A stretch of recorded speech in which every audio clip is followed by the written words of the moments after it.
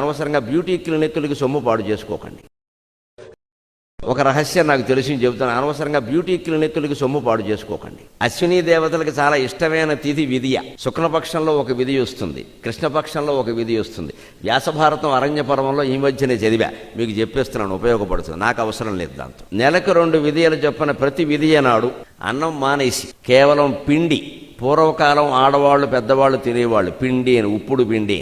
అదే పొద్దున్న మధ్యాహ్నం అన్నం సమయంలో ఇంత, రాత్రి అన్నం సమయంలో ఇంత తిని ఓ గ్లాసు పాలు దాగి పడుకుని అశ్వినీ దేవతాభ్యాం నమః, అశ్వినీ దేవతాభ్యాం నమః, అశ్వినీ దేవతాభ్యాం నమః అని పొద్దున్న 108 సార్లు, సాయంత్రం 108 సార్లు జపం చేస్తే అలాగ ఒక సంవత్సరం అంతా 24 విధియలు చేసినట్టయితే మన్మధుళ్ళ ఉంటారు, తిరుగులేదని చెప్పి ఓపుకుంటే ప్రయత్నం చేసుకో. ఉపాయాలు ఉన్నాయి, మంత్రాల ప్రకారం కూడా, శాస్త్రాల ప్రకారం కూడా ఉపాయం. ఇంత బోహు తగలబెట్టక్కర్లేదు. ఇక్కడ వేలు అయిపోతున్నాయి. ఇంటి బడ్జెట్లో సౌందర్యం అనేది ఒక ప్రధాన బడ్జెట్. ఇదివరకు ఆడాళ్ళకు ఉండేది ఈ జబ్బు, కర్మ కొద్దీ ఇప్పుడు మగాళ్ళకు కూడా వచ్చింది.